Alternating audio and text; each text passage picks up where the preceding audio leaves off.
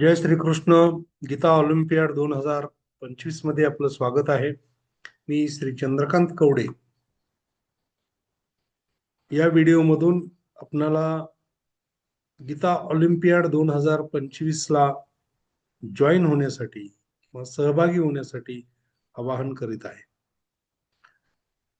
या गीता ऑलिम्पियाड 2025 मध्ये मागच्या व्हिडिओमध्ये सांगितल्याप्रमाणे सामान्य ज्ञान, इतिहास, संत साहित्य, संस्कृती याविषयी भरपूर माहिती आहेच.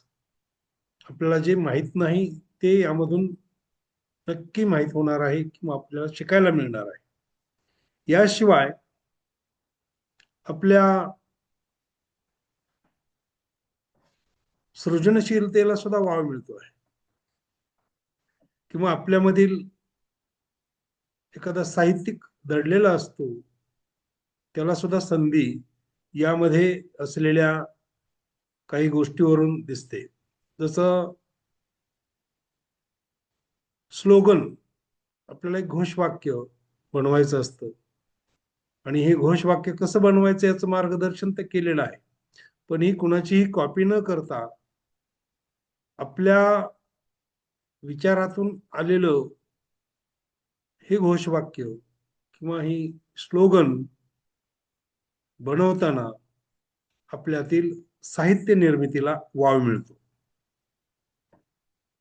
त्यानंतर लाईफ चॅलेंज नावाचा एक घटक आहे यामध्ये आपण निस्वार्थपणे एखादी सेवा किंवा एखादी कृती करायची आहे आणि खरोखर ती करताना आपण आपल्यातील मी म्हणजेच अहमभाव विसरून जातो आणि ती कृती करू लागतो. मग आपल्यामध्ये नम्रपणा आणायचा असेल, आपल्यातील अहमपणा, मीपणाची भावना कमी करण्यासाठी या कृतीचा खूप छान उपयोग होतो आहे. गौसेवा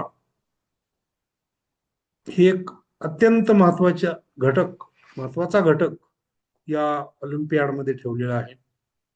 गाय आपल्या संस्कृतीमध्ये अत्यंत पूज्य मानलेली आहे.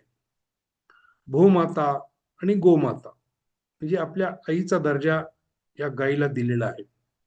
मग या गायीचं संगोपन करायचं, अलीकडं ते शक्य नसलं तरी जवळपास कुठं ज्या गायी असतील त्यांच्याबाबत आपल्या मनामध्ये दया भावना उत्पन्न व्हावी, त्यांच्याबद्दल पूज्य भावना उत्पन्न व्हावी, या दृष्टीनं हा घटक खूप महत्वाचा आहे.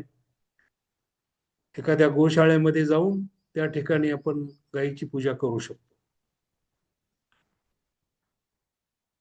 तर अशा बाबी की ज्या आपल्यामध्ये व्यक्तिमत्व विकासासाठी पूरक आहेत, या बाबी या ऑलिम्पियाड मध्ये ठेवलेल्या आहेत. त्यामुळं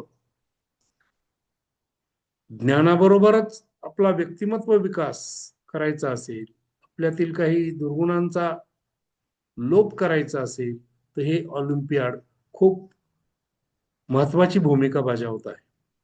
आणि म्हणून आपण अनेक जण सहभागी झालेले आहेत त्यांच्याबरोबर सहभागी होऊ शकता. सहभागी होण्यासाठी लिंक आहे play.learngita.com. या लिंकवर जाऊन तुम्ही तुमचं रजिस्ट्रेशन करा.